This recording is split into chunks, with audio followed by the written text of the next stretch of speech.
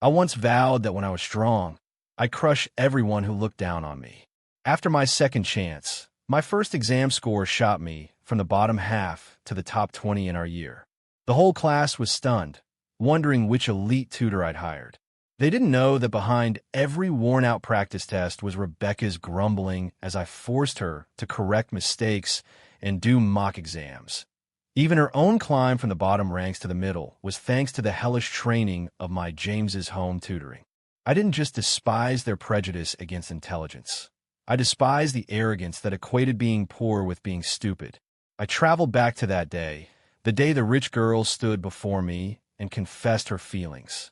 The girl in front of me wore a white dress, her brows curved softly, gentle and pretty. "I like you," she said. In the next second, I clearly heard the thought in her mind. Asterisk, he really believes it. So disgusting. Asterisk, the cicadas in the trees shrieked without end, and the people standing around us were jeering. It was the kind of laughter filled with mockery. Someone nearby even whistled and shouted, "Ava's taste is getting weirder and weirder lately." But the girl in the white dress treated those voices like they were nothing, just standing quietly in front of me. Her expression remained soft and gentle. Sunlight poured over her shoulders, making her look like a princess who had just stepped out of a fairy tale. Ava, as stubborn as ever, pressed both her hands on my bicycle's handlebars. She stood on her tiptoes, raising her head to look straight at me. She said, "James, I like you." In her eyes, I saw my own reflection. A 17-year-old boy, stiff and awkward, thin and frail, swallowed by an oversized school uniform. I was frozen to the spot. I could feel my face burning red without even touching it, my fingers trembling uncontrollably. After all, this was Ava, the girl I had secretly liked for so very long. I was just about to blurt out, "I like you too," when I suddenly heard it from the heart of the innocent-looking girl before me. Asterisk, he really believes it. So disgusting. Asterisk, I froze for a second, then looked at Ava again. She was still smiling softly, not showing a single trace of the disgust hidden in her heart. She waited calmly and confidently for my response. After all, everyone at South City High knew I was Ava's loyal puppy. Under the gaze of the entire crowd, I suddenly took a step back. "Sorry, I don't like you." Ava's expression instantly soured. No one had ever rejected her to her face before. Just then, a girl with silver hair walked past, a look of arrogance on her face, as if she hadn't even noticed the drama playing out right there. I recognized her in an instant. She was the school's notorious queen, and she was also Ava's frenemy. I pointed at the school queen and said to Ava, "I like her type. You're too immature, you get it." I shook my bike's handlebars, signaling for Ava to get out of the way. Ava must have been completely stunned in that moment, unable to comprehend how the boy who had been worshiping her like a goddess just a second ago was now telling her to get lost. Her body went rigid, her hand still pressing down on my handlebar. Her perfect brow furrowed with clear unease as she bit her lip and asked me, "What's wrong with you?" She held onto my bike for dear life. I didn't dare pull too hard, afraid I might accidentally hurt her. I was stuck, unable to move forward or back.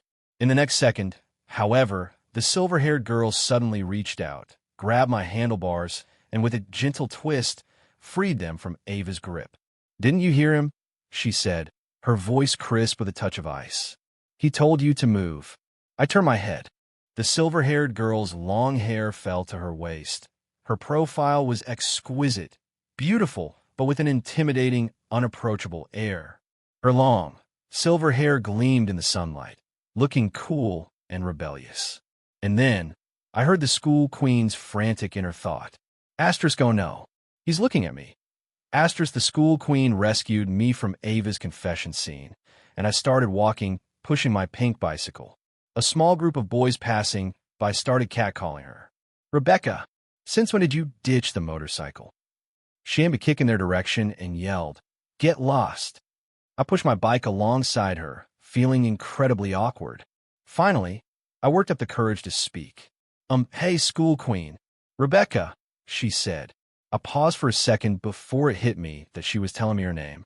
She lowered her gaze and asked softly, "Do you like me?" My immediate instinct was to shake my head no.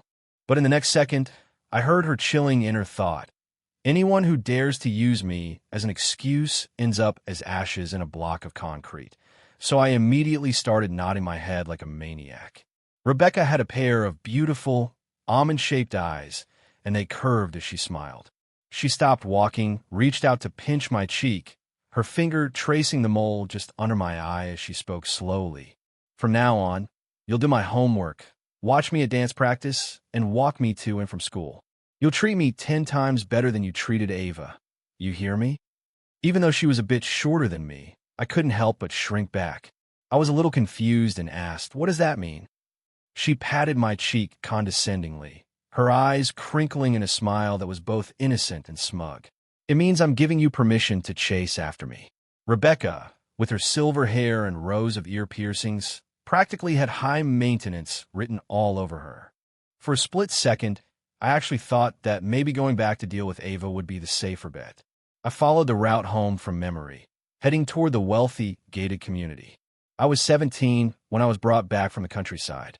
At 17, there was a lot I didn't understand, like why, if my mother was the legal wife, I had a half-brother, Diego, who was a few months older than me. Everyone loved Diego, and that included Ava. Ava and Diego had grown up together. They were childhood sweethearts from the very beginning. The only reason she showed me any kindness at first was to convince me to donate a kidney to him. If Diego hadn't gotten sick, the Johnson family would never have even considered bringing me, the kid from the sticks, back home. In their eyes, I wasn't a person, just a walking organ bank. But for now, their true intentions weren't completely out in the open. Diego, who was supposed to be at home recovering, was standing in the garden watering the flowers. When he heard me come in, he looked up and gave me a gentle smile. "You're back late. We already ate." It didn't matter. There was never a place set for me at the table anyway. "Ava confessed her feelings for me today," I said. The watering can slip from his hand and crash to the ground, splashing water all over him. He managed to force a smile. "Oh, really? Congratulations." I raised an eyebrow, feigning surprise. Of course I turned her down. She's not good enough for me. In the next instant, a stream of dark, vicious thoughts flooded out from the mind of the usually mild-mannered Diego. Asterisk, a walking kidney that isn't even grateful, and he dares to talk like that? Ava only said she was going to get close to James. She never said she'd confess to him. The little bastard is probably lying. Damn, James needs to take a look in the mirror. He has no right to be so cocky looking the way he does. Asterisk, I looked down and let out a soft laugh. He still expected me to save his life? He could dream on. I took the stairs 2 at a time, and behind me, Diego erupted into a fit of violent coughing. As soon as I reached the landing, the housekeeper, who was one of the few people in the house kind to me, pulled me aside. "Ma'am said there's no dinner left for you," she whispered. I just nodded. I was used to it by now. I just turned to leave when I stopped. I heard the housekeeper's thought echo in my mind. That poor child. Before the second chance, my life had played out differently. It was right after Diego's surgery, after he had recovered and left the hospital using my kidney. Ava had told me long before that they would get engaged as soon as he was well. And they did get engaged. Except the ring wasn't on my finger. It was on Ava's, next to Diego. She had forced herself to stomach her revulsion for me, pretending to be kind to the hick from the countryside. She kept up the act for so long, and in the end, she got exactly what she wanted. On the day of their engagement, she leaned against Diego's chest and, in front of a room full of guests, used that same soft, gentle voice from her confession to say to me, "James, why don't you ever look in a mirror?" I looked down and saw my reflection in the polished floor.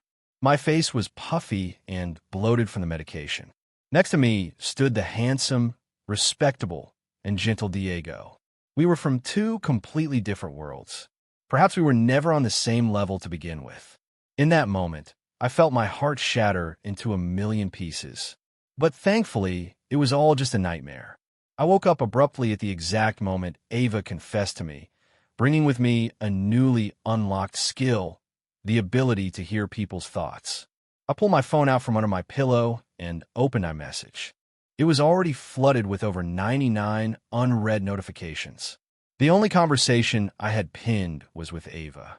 My 17-year-old self had truly and genuinely liked her. Ava's messages kept popping up, one after another. She was probably crying out of sheer anger. Ava, James, I'm giving you one more chance. My offer is still on the table. Ava, you did that on purpose, didn't you? Well, congratulations. You got my attention. Ava, stay away from Rebecca. That girl is bad news. There were several missed calls, too. I scrolled up through our chat history. It was mostly long paragraphs from me, met with complete silence from her. On the rare occasion, Ava sent a short reply. I'd be happy for hours. Now, her messages were blowing up my phone. With a single swipe, I blocked her number, then casually opened the class group chat. Sure enough, everyone was talking about the drama from this afternoon. The class beauty and the school queen fighting over the same guy. What a boring, cliché story. Someone had even posted pictures from the scene. I clicked on one of the photos, and my face instantly flushed. In the picture, the silver-haired girl was standing in front of me, so close it looked like she was about to fall into my arms. She was staring defiantly at Ava, one eyebrow arched, a look of pure arrogance on her face.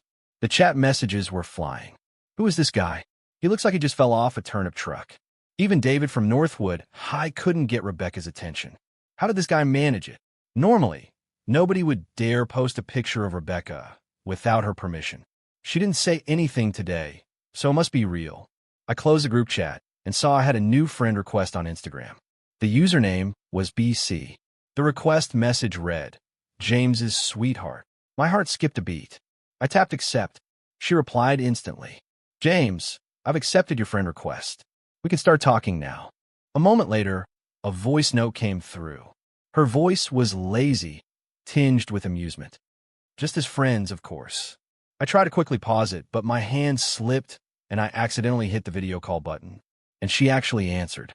Her stunningly beautiful face filled my entire screen. So close it felt like her eyelashes could brush against my cheek if she moved any closer. I instinctively pulled the phone back a little. A soft laugh came from the other end. Rebecca's voice was gentle. James, why is your face so red? The moment the call connected, it was like I'd been muted. I couldn't manage to say a single complete sentence. Just then, someone in the background yelled, Rebecca, let us see your boyfriend. The school forum is going crazy. Rebecca didn't even turn her head. She just scoffed and said, get lost. She covered the camera with her hand like a little kid protecting a favorite toy, both possessive and childish. After a moment, she moved her hand away, a slight smile on her lips. We only just parted and you couldn't help but video call me, she said, her voice soft and teasing. What? You miss me already? I was about to explain myself when my stomach let out an enormous growl. I was starving. Before she could react, I slammed the red end call button. God, that was so embarrassing. God, she is so beautiful. The sky was pitch black. The Johnsons had a strict curfew, so I couldn't leave, and no one had saved any dinner for me. I was a grown guy, but I was so hungry I felt like I could chew on my headboard. All I could do was lie in bed and try to wait for the hunger pangs to fade. Outside my window stood a tall oak tree. If it hadn't blocked the view and a good portion of the sunlight, I never would have been given this south-facing room. The leaves rustled, and I could faintly hear the soft sound of knuckles tapping against glass. I looked up to see the silver-haired girl hanging precariously from a branch of the oak tree. She was tapping on my window with one hand, holding a large bag in the other, and had a pair of chopsticks clamped between her teeth. I scrambled out of bed in disbelief and rushed to slide the window open. The night air rushed into the room. Rebecca shoved the bag into my hands and casually swept her wind-blown hair out of her face. My dear deskmate James, she said, Becca's express delivery, brought right to your window. She grinned, her eyes crinkling at the corners. So, am I getting a 5-star review or what? Who's really chasing who here, James? The next day, Rebecca showed me through her actions that, yes, I was definitely the one chasing her. I had to wait for her at the school gate every morning, run errands for her between classes, and even attend her volleyball games to act as her personal cheering section. I was carrying 2 sports drinks for Rebecca as I walked slowly toward the gym, only to find it was completely packed, especially with guys. They were all screaming at the top of their lungs, chanting Rebecca's and Ava's names. It was a volleyball game between two different homerooms, and of course, the two of them were on opposing teams. I started to make my way around the crowd to find Rebecca, but someone stepped in front of me, blocking my path. It was Ava. Her disgusting thought from yesterday was still a thorn in my side. Her expression softened as she reached for the drinks in my hand. She had always been this entitled. I used to bring her water and towels during her games and help set up for her dance practices, and she would occasionally reward me with a scrap of attention. "Well, since you brought me a drink," Ava said, "I suppose I can forgive you for yesterday." I sidestepped her hand and shot back without a trace of warmth. "Get out of my way." She froze, completely stunned. I walked around her and hurried over to Rebecca, handing her one of the drinks. Rebecca squinted, looking very pleased with herself, and said in a lazy drawl, "Oh, I can't seem to get the cap off." I sighed, took the bottle back, twisted the cap off, and handed it to her. Rebecca tilted her head back to take a sip, a small smile gracing her lips, but her gaze went past me to something behind me, a mocking glint in her eye. The next second, I heard her thought, "I hate people who overthink things." I glanced back, and, sure enough, Ava was still standing there, looking completely lost. Her face was bright red, and when she noticed me looking, she quickly looked away. She was absolutely furious, and I was thoroughly enjoying the show. Rebecca was on fire today, playing like an absolute goddess of war. The gym erupted in cheers for her again and again. Ava, on the other hand, was completely distracted, her eyes constantly drifting toward the bleachers, toward me and Rebecca. She was getting completely crushed, while Rebecca's team was cruising to an easy victory. The moment the game ended, Rebecca walked over to me. She had her hair tied up in a high ponytail for once, which made her look incredibly bright and vibrant. I handed her the other drink. She leaned in and beckoned me closer with her finger. I obediently leaned my head forward, and my face and neck were instantly enveloped in the scent of her perfume. Rebecca rested her arm on my shoulder and pouted, feigning cuteness. "You watched me play that whole time, and you have nothing to say?" she asked. The group of guys next to us had just spent the last half hour screaming, "Rebecca, you're so awesome." I looked up at her, blinked, and, after a moment's hesitation, whispered, "Rebecca, you were really cool." The words had barely left my lips when something was suddenly thrown over my head. It was Rebecca's school jacket, the one she'd tossed on the sidelines before the game. The fresh scent of her body wash enveloped me completely. I heard someone rush over to her. "Rebecca, your face and ears are so red. Are you feeling okay?" Rebecca, who I had never seen blush before, instantly snapped, "Shut up and leave me alone."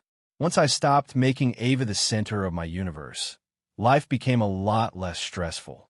My first real memory of Rebecca was from a while back, when I was coming out of a convenience store and stumbled upon her in the middle of a brawl with students from a rival school. I was so scared that I crouched down in a corner, terrified of getting caught in the crossfire. I only dared to peek out after all the noise had stopped.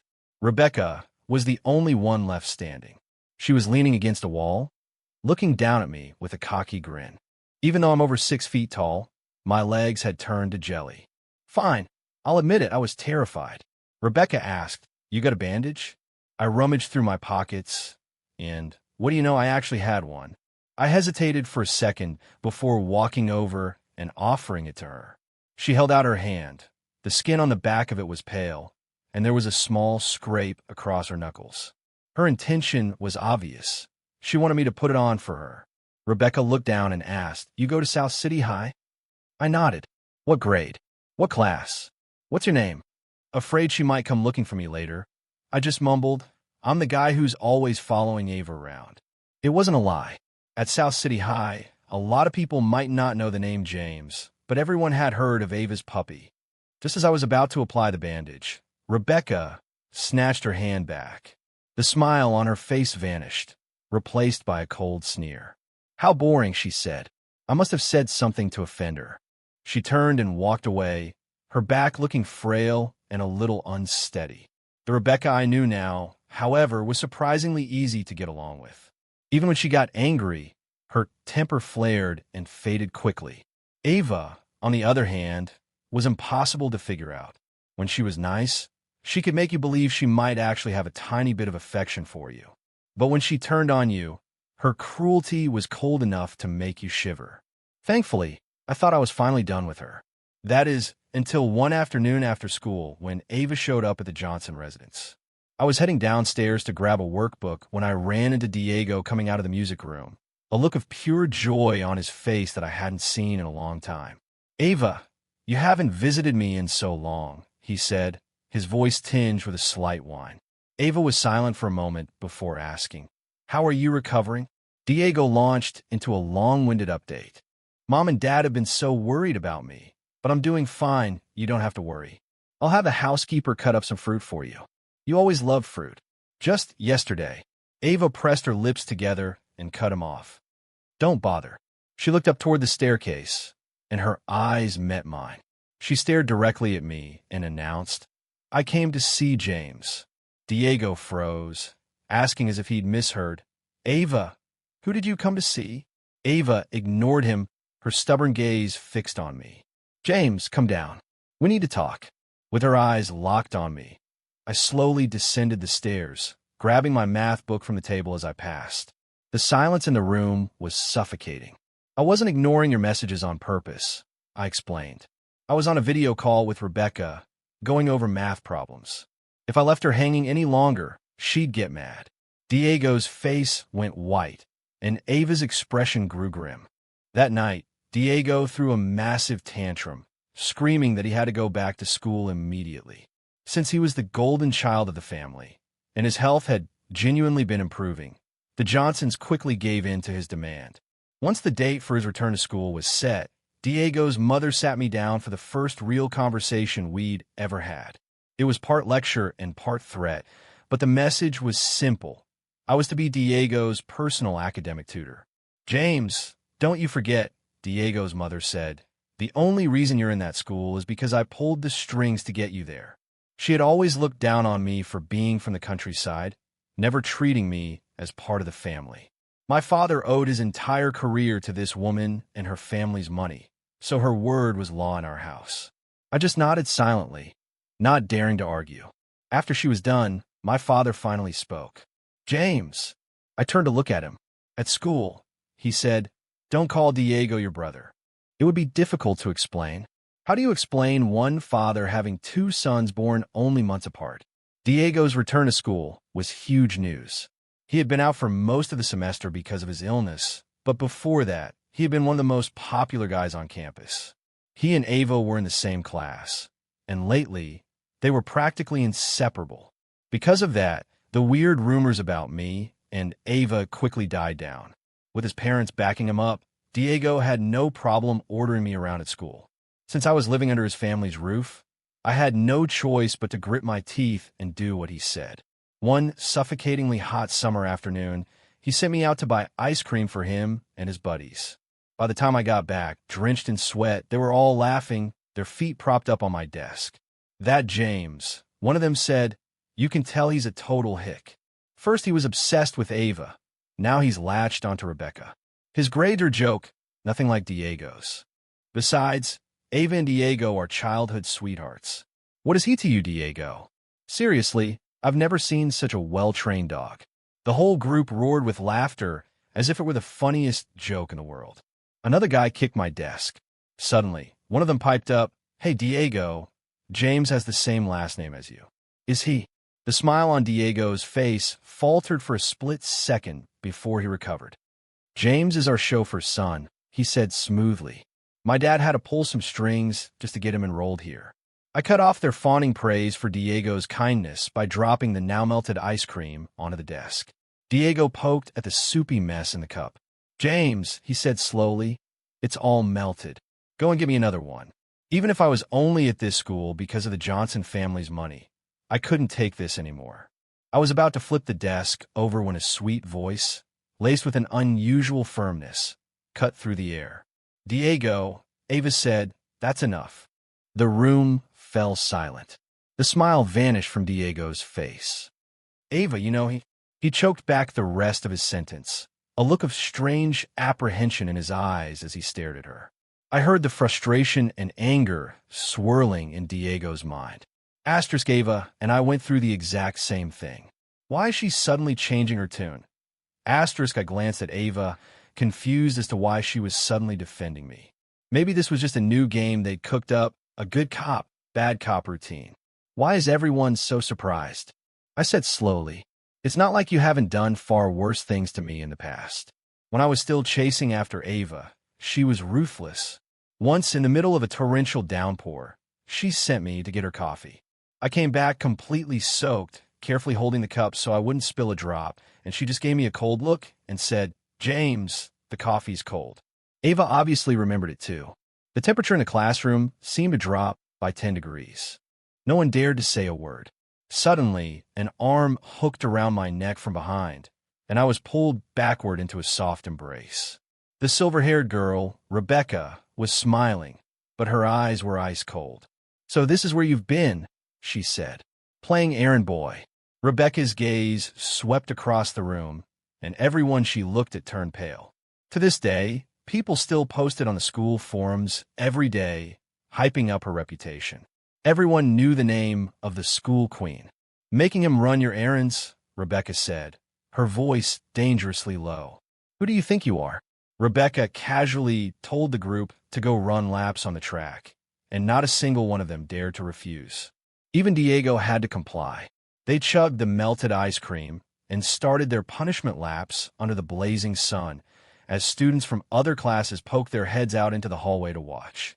Our bald principal, sweating bullets, came running out and yelling as he sprinted toward the field. And Rebecca, the one who started it all, just stood beside me, her wild silver hair catching the light, watching the whole scene with a blank expression. She didn't seem to be enjoying it at all. "Rebecca," I said. She turned to me, the hint of unhappiness on her face vanishing instantly. "You shouldn't do things like this. It's not a good look." I wasn't trying to defend Diego and his friends. I just didn't think it was worth it for Rebecca to go to such lengths for me. Ever since my mom died, I'd been on my own. No one had ever stood up for me like that before. Besides, the wildest rumors about her were all about the crazy things she'd supposedly done in the past. If she kept pulling stunts like this so openly, it would only give people more ammunition and make her reputation even worse. Rebecca rested her chin in her hand and leaned in so close I could count her eyelashes. I could see my own reflection in her eyes. Seeing Diego get what he deserved, she asked, "Did that feel good?" I paused for a moment. "To be honest," I said, "it felt great." Rebecca smiled like the cat that got the canary. "Then it was worth it." After Rebecca stepped in that one time, Diego never dared to order me around in public at school again. Even at home, he didn't dare complain about me. The mere mention of Rebecca's name was enough to make him back down. Maybe calling Ava out in front of everyone that day actually struck a nerve because she gradually stopped bothering me too. I'd still see her in the hallways with Diego sometimes. One second, Diego would be the perfect, considerate gentleman with her, and the next, he'd shoot me a look of pure loathing. He was a natural-born actor, able to change his expression in an instant. But Ava never seemed as close to him as I would have expected. Not that it mattered to me anymore. I had one goal: study hard. Now I had a second one: drag my academically challenged deskmate, Rebecca, up the ranks with me. On the day the monthly exam scores were posted, a huge crowd gathered in front of the bulletin board. My grades had always been mediocre, but during all that time I was sick in bed, I had practically memorized every single one of my high school textbooks. Back then, I was even thinking about repeating a year to improve my chances for college, so I was actually excited to see my score on this exam. The top of the rankings on the board was already swarmed by Diego and his friends. "Diego, you're ranked 29th in our year." That's awesome. Of course it was. The Johnsons had poured a fortune into elite tutors and resources for him. And, as expected, Ava was still number one. They glanced over and saw me scanning the list from the bottom up, a small smile playing on my lips. I heard Diego's drawling, sarcastic comment. "Well, at least some people know their place and start looking from the bottom." Before he could even finish his sentence, one of his friends tugged on his sleeve and swore under his breath. Diego, he's ranked higher than you. I had actually beaten Diego by several spots. He stared at the list, his face a mask of disbelief. Someone read my rank out loud. James, 20th in the year. Even I couldn't believe I had placed so high. I suppressed my excitement and scanned down the list for Rebecca's name. She had jumped from the very bottom all the way to the middle of the pack. It looked like my James's home tutoring program was actually working. I turned around just in time to see Rebecca and her friends walking down the hall. Worried she might not see me, I waved my arms enthusiastically and shouted her name. Rebecca. She looked up and our eyes met. You made it into the top 300, I announced, puffing out my chest, my voice filled with pride. Rebecca, you ranked in the top 300. Rebecca stopped walking. The girls with her immediately started teasing, nudging her with their elbows. Becca, your boy is adorable. Rebecca stared at me, and in front of everyone, her face flushed crimson from her cheeks to the tips of her ears. The next second, I heard her slightly flustered, annoyed thought. Damn it, how is he so good at this? A lot of guys liked Rebecca, but most of them just admired her from afar. Her reputation and dark history were pretty intimidating, after all. Today, however, one of the few who was open about his crush on her decided to track me down. It was David, the most popular guy from rival Northwood High, an actor who'd been in a few popular teen dramas. I'd heard a rumor that Rebecca had once gotten into a fight over him, but for some reason, they never actually got together. First thing in the morning, David was waiting for me at the school gates. Rebecca and I usually walked to school together, but she had to stop at the convenience store first, so I was waiting for her alone. I never expected to run into David. He had that roguish, handsome look, the kind that immediately screamed bad boy. You must be James, he said. I nodded. David got straight to the point. You can't compete with me, so stay away from Rebecca. She acts tough, but she's a real softie. Sometimes she just feels sorry for people, and it gives them the wrong idea. And besides, he continued, after what happened on the school forum last night, I'd be too embarrassed to even show my face at school. Rebecca's just curious about you for now. If you actually take it seriously, you're the only one who's going to end up looking like a fool. A fool? What was he talking about? Just as I was about to ask him what he meant, David's eyes lit up as he looked over my shoulder. Becca, he called out. Before I could even turn around, a carton of milk and a pastry were shoved into my hands, and the silver-haired girl was standing right beside me. With a carton of milk held between her teeth, she stuffed a handful of candy into my pocket with one hand and zipped up my half-open backpack with the other. Throughout the entire exchange, Rebecca didn't spare David a single glance. What are you doing? Just standing around, she mumbled around the straw in her mouth. Her movements were so fluid, it was as if she'd done them 1,000 times before. David's face grew paler and paler as he watched Rebecca zip up my bag. Becca, you never let anyone get that close to you, David said, his voice strained. Why are you doing all this for him? Rebecca rolled her eyes in annoyance and uttered two simple words. Who's you? So, it turns out even celebrities aren't immune to a bruised ego. Rebecca's blunt dismissal had clearly hit David hard. As Rebecca and I were walking toward the main building, she suddenly spoke up, her voice full of pride. I don't know him, she said, and I never got into a fight over him. That's just a stupid rumor. The only person I've ever stuck my neck out for is you. It took me a second to realize she was actually explaining things to me. I looked up at her, her light hair making her skin seem even paler. She added slowly, I'm not like some people who only start to like me after they're done liking someone else. Good thing they eventually come to their senses. I wasn't sure who exactly she was throwing shade at, but she shot me a teasing look. Isn't that right, James? After the scene that morning, I had a pit in my stomach. The moment I walked into school, I could feel that something was off. The way people looked at me during the breaks between classes was especially strange. A chorus of inner voices assaulted my ears. Asterisk, so James is an illegitimate son. No wonder he's a two-timer. It must be in his DNA. Asterisk, if that were me, I'd be too ashamed to even show my face, let alone go to the same school as Diego. God, that's so gross. I had a pretty good idea of what was going on. I ducked into the nearest bathroom and pulled out my phone. Sure enough, a post was trending on the school's online forum. South City High Scum. James, the illegitimate son who 2 times. The post was anonymous, from someone claiming to be an ordinary classmate who just couldn't watch this happen anymore, and felt the need to expose me. The post twisted my life story into a cheap drama, completely reversing the truth. According to the post, Diego's parents were the true, loving couple, and my mother had intentionally gotten pregnant to force her way into the Johnson family. It painted Diego as an innocent victim who had developed his illness because of my mother's evil scheming. As for me, I was supposedly clinging to Ava while simultaneously hitting on Rebecca, a shameless homewrecker. I didn't even have to read the comments to imagine the flood of hate. My head was pounding with anger because every single word was a complete and utter lie. The truth was, Diego's mother was the one who went after my dad.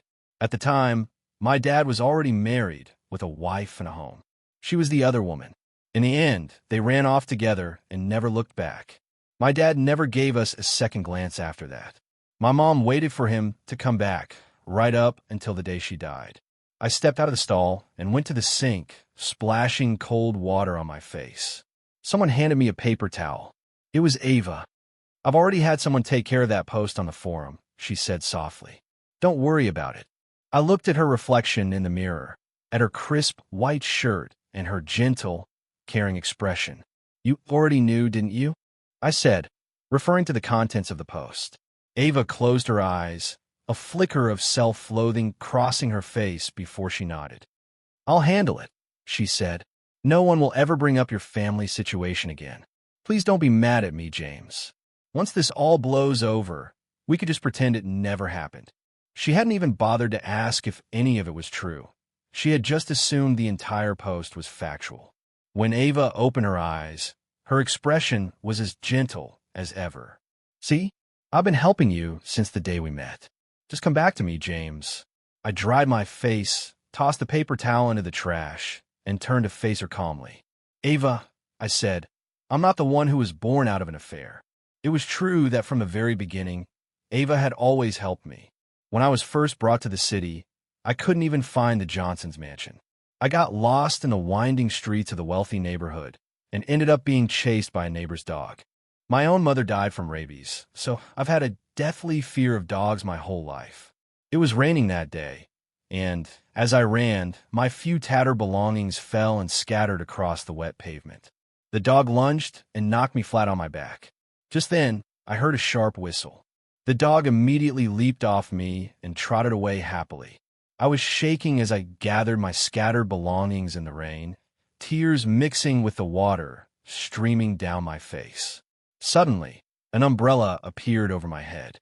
The hand holding the umbrella was slender and pale. The girl holding it was wearing a white dress. She had a cool, distant beauty. In that moment, I felt utterly pathetic. "Did you call the dog off? Did you save me? What's your name?" "My name is Ava," she said. After that, I moved into the Johnson house. At school, I was basically invisible. No one paid any attention to me. Only Ava would step in to help me at crucial moments. I was always by her side, constantly trailing after her. I couldn't even tell if my feelings for her were genuine or was something else. After all, she had approached me with a hidden motive from the very start. Ava was a complicated person. Sometimes I would let myself believe that she actually had feelings for me. She would even write her name in my textbooks, only to angrily scribble it out a moment later. I always knew there was a part of me she despised. I just never knew what it was. Now I get it. She always thought I was the illegitimate son. She thought my blood was tainted. Liking Ava was worse than liking a dog. I walked straight to Diego's classroom. As I expected, he was surrounded by a crowd of people, a pitiful, wronged expression on his face as they all tried to comfort him. When they saw me standing in the doorway, their faces immediately soured. Thanks to Rebecca's intervention, no one dared to insult me to my face anymore, for fear of angering the school queen. Diego, who had always put on a good act around me, had started to show his true colors lately. First with his tantrum about returning to school, and then the ice cream incident. The thin veneer of civility between us had been completely shattered. He looked up at me, his eyes red, his knuckles white from clenching his fists. James, can you please stop hurting my family? And then I heard his thoughts, a mix of anger and self-pity. Asterisk Ava just wanted to see him. He used to hate illegitimate children as much as I do. How did he turn out like this? Asterisk, I leaned against the doorframe and chuckled softly. Of course I can't, I said. Diego's expression froze. I walked into the room, placed my hand on the edge of his desk, and looked down at him. That post is complete garbage, I said. I'm not the illegitimate son. The one who was actually born from an affair is someone else. Diego's parents had kept him in the dark his whole life, but I happen to know a little more of the real story than he did. He had always believed that his mother was the original wife, which was the source of his deep-seated animosity toward me. Hearing my words, he instinctively shot back. What proof do you have? I shook my head, stood up straight, and looked at him with contempt. I don't need proof. The person making the accusations is the one who needs to provide it. The innocent don't have to prove their innocence. And, I added, I'm going to call the police and let them sort this out. The person who made that post probably thought being anonymous meant they could get away with it. Diego's face went white. Before I could even pull out my phone, justice asserted itself. Someone whispered. The anonymous feature on the forum just crashed. The guy next to me, who was scrolling through the post on his phone, showed me his screen. The anonymous username had been replaced with a name, Diego, from our class. The looks everyone gave Diego turned strange. They had spent all this time comforting him, only to find out he was the one who wrote the post. He was a two-faced, first-class actor. Diego, who couldn't handle the pressure, turned bright red under their stares, and after a few seconds, he actually fainted. In a VIP room at the hospital, Diego lay pale in his bed, having just finished dialysis. A nurse bustled around him while his mother spoon-fed him pieces of cut fruit. Meanwhile, I was getting an earful from Mr. Johnson. James, I'm so disappointed in you, he fumed. We've been good to you. Is this how you repay us? By putting your brother in the hospital? He didn't say a single word about who was actually responsible for the post. I lowered my gaze, staring at the pristine hospital floor in frustration. My mind flashed back to the lonely days I spent in a hospital bed after giving Diego my kidney. Their attitude toward me had long ago shifted from initial warmth to cold indifference. When I first arrived, I had foolishly dreamed of proving to my long-lost father that I could be a good son. But things hadn't gone according to plan. Luckily, I had given up on that dream a long time ago. I've heard the whole story, Mr. Johnson continued, and I also heard you were threatening to call the police. That's absurd. You're not to go back to school for the time being. Those are Diego's classmates. If the scandal gets any bigger, he's the one who will suffer. I'll arrange for you to transfer to another school. Mr. Johnson, realizing he was being too harsh, softened his tone slightly. We're a family, James. You need to be more considerate. We have to think about the family's reputation. Okay. No, I said, shaking my head. Mr. Johnson was stunned. It was the first time I had ever directly defied him. What did you just say? He asked, his voice turning to ice. My throat tightened, and the air in the room grew thick with tension. Just then, the door swung open, and a group of people walked in. A silver-haired girl stood in the doorway. She held out her arms. James, come here. I immediately walked over to her. What are you doing here? I whispered. Rebecca placed a hand on my back and patted it gently. I was worried they'd give you a hard time, she said. I came to back you up. Mr. Johnson recognized Rebecca instantly, and a sycophantic smile spread across his face. I could guess what was coming next. He wanted me to put in a good word for him. The anger that had been building inside me suddenly dissipated. I looked up and repeated my earlier words. I said no. I'm calling the police. I'm not giving him another kidney. Whether Diego lives or dies is none of my business. You should all consider yourselves lucky that I haven't laid a hand on you. I turned to look at Diego, who was lying in the hospital bed. He was clutching the sheets, a look of pure panic on his face. Half of Diego's hatred for me stemmed from our shared father, the other half from Ava, and the rest was pure jealousy of my healthy body. My words shattered the fantasy he had been living in his entire life. Your mother is a homewrecker. Your father cheated on his wife. You're the one who's the illegitimate son from that post." With that, I turned and walked out of the room, letting the door slam shut behind me as chaos erupted. I found a chair in the hallway and sat down. A moment later, someone crouched down in front of me. It was Rebecca. She and her friends had lingered by the door, and I knew without asking that they had been running interference for me. If it hadn't been for her, I don't know if I would have been able to walk out of there so easily. I've never been one to stand up for myself, and now I was relying on a girl to fight my battles for me. I clenched my fists and looked directly into Rebecca's eyes. "Thank you, Rebecca," I said. Sunlight streamed through the window, making her features even more distinct. I hesitated for a second, then asked the question that had been on my mind. "Why are you so nice to me?" Rebecca propped her chin on her hand and smiled. "Are you hitting on me? Or is that a serious question?" My face flushed. "I'm not hitting on you, and I'm not just trying to flatter you. I'm serious." Rebecca furrowed her brow, as if she were giving the question serious thought. "Do I need a reason?" she said. "Some people are just so bright that the moment you see them, you want to give them everything good in the world. The first time I saw you, you were being chased all over the neighborhood by the Smith's dog. It was a pretty memorable sight. That whistle that scared the dog away, that was me. I was going to come over and see if you were okay, but then I saw Ava, and she's so annoying that I just left.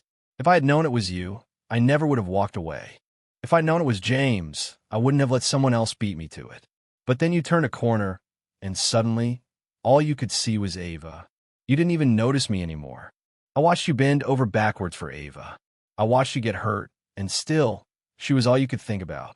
I saw you two standing together, looking like a couple, and all I could do was get out of the way." My expression must have changed, because I was just then realizing that Rebecca had helped me long before Ava ever entered the picture. I waited for her to say more, but she just looked at me, her eyes bright and clear, a teasing glint in them.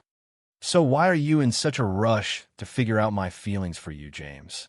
Rebecca stood up and said, affecting a casual tone, "You know, the Smith's dog is usually very well behaved. It never runs off. It only listens to its owner." Rebecca dragged me down to the police station to file a report. The post on the forum was still up. Apparently, Diego had tried to delete it multiple times, but couldn't. The site had glitched, just like the anonymous function had, and was completely broken. By that point, the comments section had already turned on him. Rebecca and I read through the entire post together, and the ridiculousness of it all was enough to make us laugh for hours. When we got to the part about me, two-timing, Rebecca scoffed. "Someone like Ava? You'd call that a ship worth sailing." The whole thing was resolved surprisingly quickly. In the end, Diego had to issue a public apology and pay me a sum of money as compensation. It wasn't a huge amount, but it was enough for me to finally get out from under the Johnsons' control. At least now, I could pay for my own tuition and living expenses. Diego's admission that he had fabricated the rumors was an indirect confession that he was the real, illegitimate son. After that, his health took a nosedive. And to make matters worse for his family, their business suddenly began to fail. But none of that had anything to do with me anymore. I was busy enjoying the compensation money I'd gotten from the Johnsons, sipping a smoothie and typing out a message on my phone. "James, see? I knew the truth would come out." "Becca, and what about me?" I thought for a second, then typed back with a smile. "James, Becca is the one who always leads me to justice." For a long time, there was no reply. I put my phone aside and focused on my homework. By the time I remembered to check it again, a message had been waiting for me for a while. It was a voice note from Rebecca. Her voice, soft and sweet, drifted from the speaker. "James, what am I going to do? I think you're actually about to catch me." Under the oak tree, Ava, the girl in the white dress, had been waiting for a long time. The dappled sunlight filtering through the leaves made her look soft and quiet. She called out my name as I walked past, and I stopped. I turned, unsure what she wanted. Ava's expression was complicated. She looked both relieved and deeply troubled. "I'm sorry," she whispered, biting her lip. I never thought I would hear those words from Ava. On the surface, she seemed much more approachable than Rebecca, but deep down, she was prouder than anyone I knew. She was the type of person who would rather die than admit defeat. I waited patiently, then asked, Is this because you misunderstood and thought I was the illegitimate son? Ava stared at me for a long moment, tears slowly gathering in her eyes. About everything that happened, Diego told me when we were kids that he had a half-brother. I always believed him. When I didn't react, Ava looked down, suddenly appearing as fragile as glass. Have you ever met my little brother? She asked. In my previous life, I had. He was a chubby little boy who used to follow Ava around like a puppy. But Ava was always cold to him, sometimes even cruel. After a long pause, Ava spoke again, as if tearing open an old wound. He's my father's son, with his mistress. And in that moment, I finally understood. Ava's hot and cold behavior toward me was just a projection of her own pain. She had even helped the Johnsons deceive me, because in her mind, it was a debt I owed. Ava, I said suddenly, a gentle smile spreading across my face. Her head snapped up, and she held her breath. It had been a long time since she'd seen me smile at her like that. I could clearly hear the bitter thought that surfaced in her mind. But I really, truly like James. I like you, I began, watching as Ava's eyes slowly lit up. Then I let out a cold laugh. You actually believe that? How disgusting. Some things can't be fixed with a simple apology. I threw her own word, disgusting, right back in her face. Ava swayed slightly, her eyes locked on mine, her expression a mixture of silence and profound pain. Maybe in that moment, she finally realized what she had truly lost. James, a lazy, slightly impatient voice called from behind me. I spun around to see Rebecca standing a short distance away, holding a strawberry ice cream cone. Her beautiful face was set in a cold expression, and I suddenly felt like I'd been caught in the act. I put Ava completely out of my mind and rushed over to Rebecca. When I was just a few feet away, she lunged forward and threw her arms around me. I quickly caught her, and she let out a soft hiss. I immediately looked down. Did you hit something? What does it hurt? Rebecca took my hand and slowly guided it to her chest. Through the thin fabric of her shirt, I could feel the softness of her skin and the frantic, rapid beating of her heart. I looked up, but there wasn't a trace of pain on her face. She tilted her head, her eyes glinting with a wicked, cunning light. It hurts right here, she said. I couldn't help but sigh. Rebecca pouted. My dearest James, I understand that you might have other girls in your life. We're not officially together, after all, but as the one who's chasing you, I can't help but feel a little insecure. So, she said, I've decided to change my title from pursuer to something else. Can you guess what it is? What? I asked.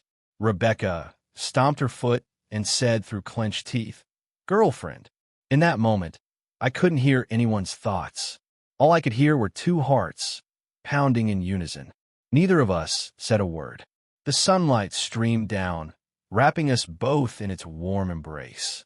The road ahead was long, and we had all the time in the world. This was just the beginning.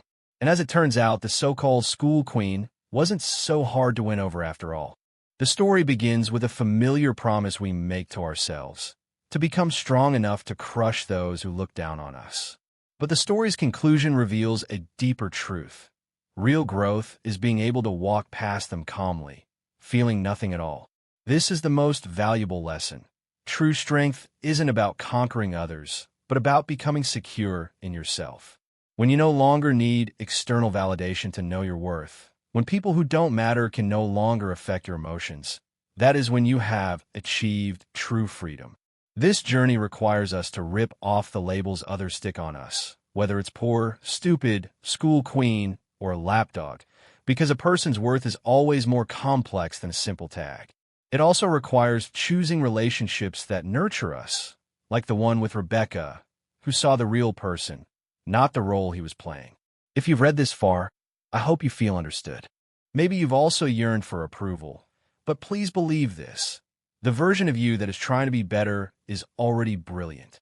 May we all learn to be the main characters in our own stories, because in the end, our value is something only we can define.